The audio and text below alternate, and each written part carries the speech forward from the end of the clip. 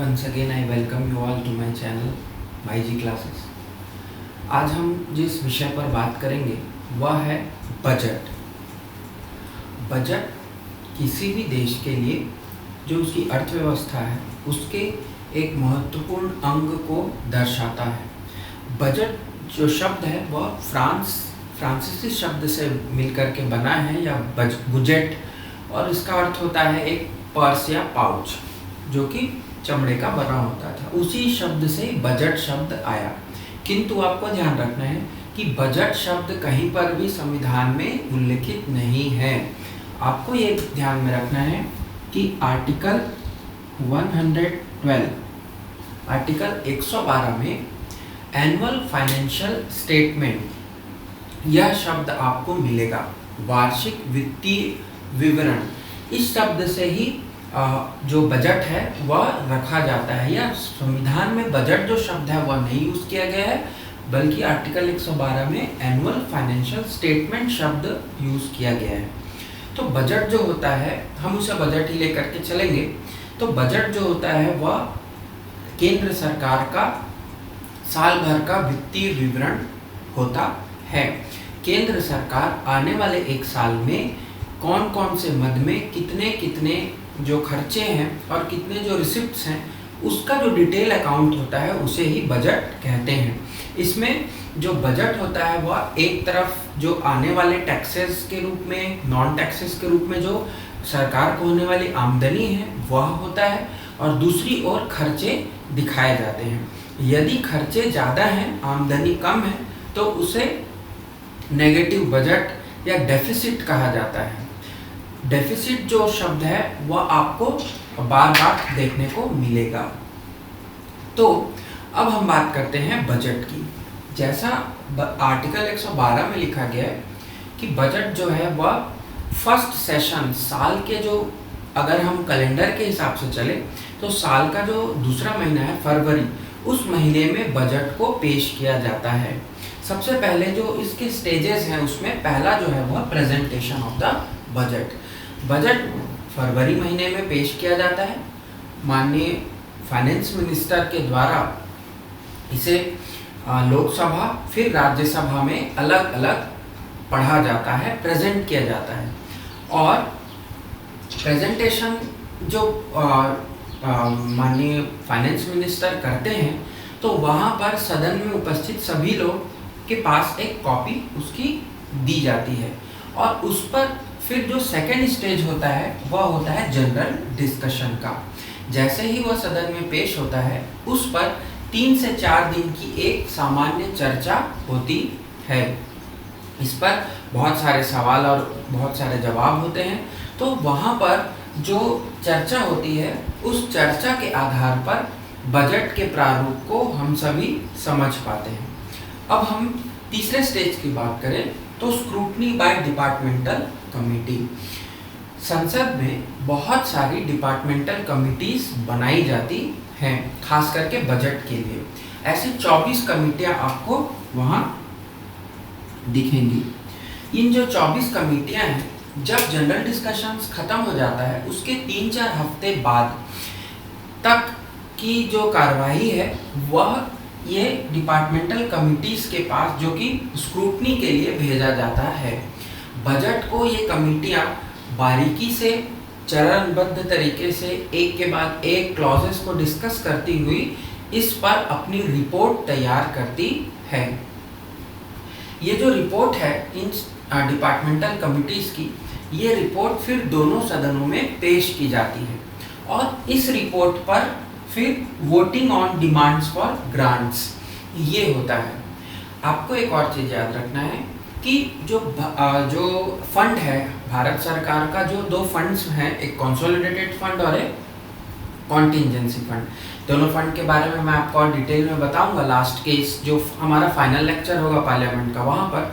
लेकिन अभी आपको याद रखना है कि जो संचित निधि है, कंसोलिडेटेड फंड है, वहाँ पर 2 प्रकार से जो ग्रांट्स है वो किए जाते हैं। सबसे पहले कुछ एक मद होते हैं, कुछ एक होते हैं जो चार्ज्ड होते हैं उस पर, और कुछ एक होते हैं जो उनसे मेड करना रहता है। The demands can be of 2 types.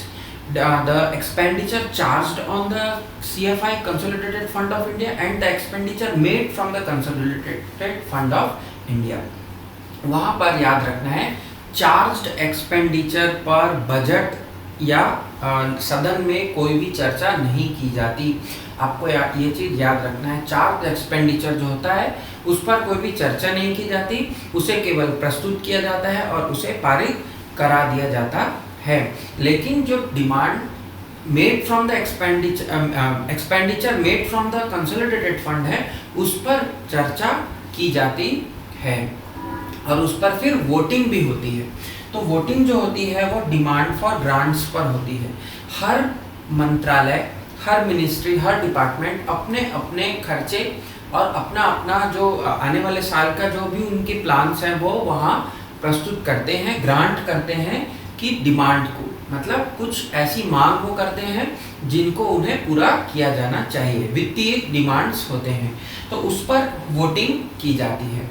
ये जो वोटिंग होती है यह एक विस्तृत क्लॉज बाय क्लॉज ये वोटिंग किया जाता है।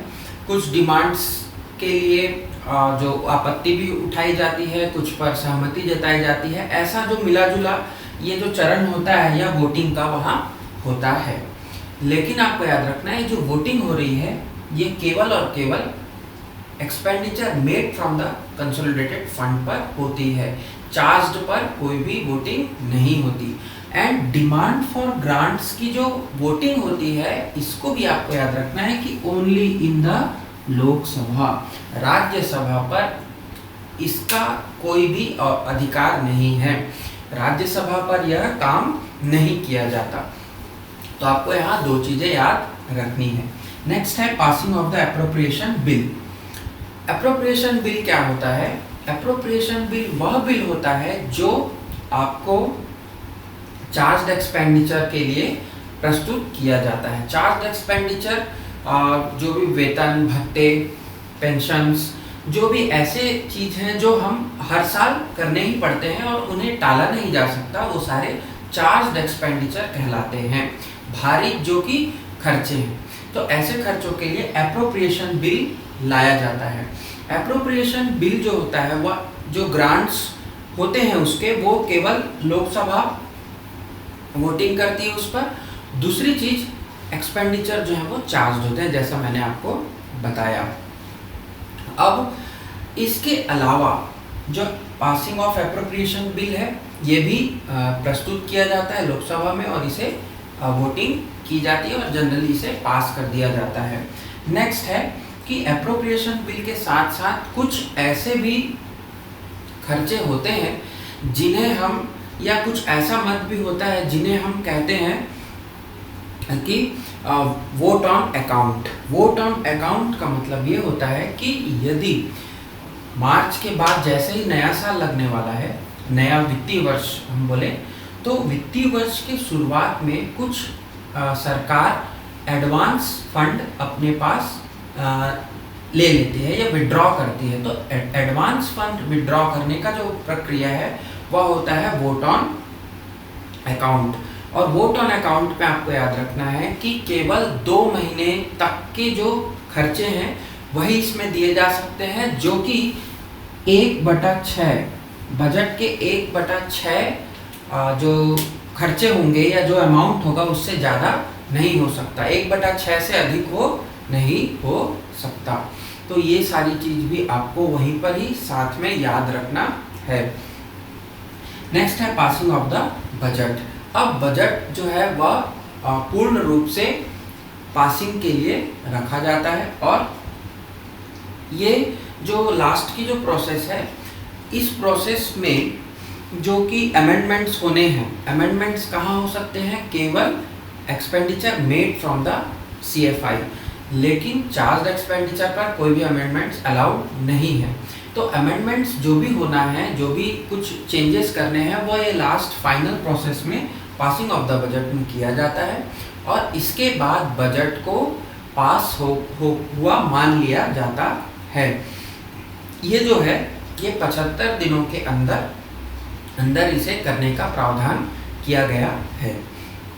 अब हम बात करते हैं voting on demand for grants. इसमें कुछ चीज़ें और भी आपको जाननी चाहिए। तो voting on demand for grants में क्या होता है कि आपको मोशंस इसमें कुछ कुछ दिए गए हैं, जैसे कि कट मोशंस जो होंगे, यदि इकोनॉमी कट मोशन अगर कोई लाते हैं, इसका मतलब है कि इकोनॉमी कट मोशंस में यह प्रावधान किया गया है कि जो भी उस हेड पर जो एक्सपेंडिचर है उसे 1 रुपए से कम कर दिया जाए, इसे इकोनॉमी कट मोशन कहते हैं। मोशन का पास होना यूनियन गवर्नमेंट का फेलियर कहा जाता है। नेक्स्ट है टोकन कट मोशन।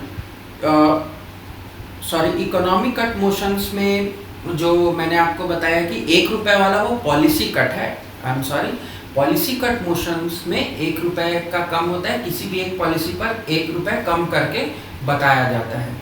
नेक्स्ट है economy cut motion. Economy cut motion में यह कहा जाता है कि जो भी अमाउंट है वह कुछ मान लीजिए कि 100 करोड़ उसमें दिए गए थे, तो उसे 50 करोड़ या 20 करोड़ कम कर दिए जाएं, ये इकोनॉमी कट मोशन होता है। कुछ बड़ा अमाउंट होता है, कुछ स्पेसिफाइड अमाउंट होता है, 1 रुपए या ऐसा कोई नहीं होता। और लास्ट में जो है तीसरा जो होता है वो टोकन कट होता है। टोकन कट मोशन जो है कि जो डिमांड है उसे 100 रुपए कम कर दिया जाए। तो आपको थोड़ा सा ध्यान रखना है, इकोनॉमी कट, टोकन कट और पॉलिसी कट पे। पॉलिसी कट 1 रुपी, इकोनॉमी कट स्पेसिफाइड अमाउंट होगा कुछ, और टोकन कट जो होगा वो 100 रुपीज़ का होगा। तो डिडक्शन कुछ ऐसा कहा जाता है बजट के उन प्रावधानों में, उन डिमांड्स पर। तो ये कट मोशंस भी पास किए जाते हैं। अब जो हमें बजट पर समझना है वह ये समझना है कि ये जो 6 चरणों से बजट पास हुआ, इस बजट को पास कराने के लिए केंद्र सरकार अपनी पूरी शक्ति वहाँ लगाती है ताकि ये मोशंस वहाँ पर पारित ना हो सके, और यदि बहुमत पर है तो वह आराम से इस बजट को पास कराने में सफल हो जाती है। तो बजट के जो आपको लेक्चर पे ध्यान देना है वह ये 6 चरण आपको ध्यान देने चाहिए। फरवरी का जो महीना है उसमें बजट पेश होता है। जैसा हमने देखा था कि 3 सेशंस जनरली होते हैं, budget session, monsoon session and winter session. तो पहला जो साल का, अगर कैलेंडर ईयर की बात करें तो साल का जो पहला सेशन होता है वह बजट सेशन ही होता है। और फाइनेंस मिनिस्ट्री इसमें बहुत अहम रोल प्ले करती है।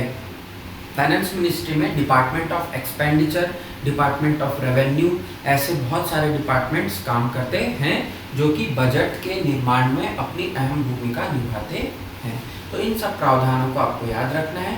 बजट से संबंधित और भी जो आपको फैक्ट्स मिले, डेटाज मिले, उनको भी आप ध्यान में रखेंगे। तो बजट सेशन में पार्लियामेंट के इस चैप्टर में आप इस लेक्चर के लिए आपको इतना ही याद रखना है।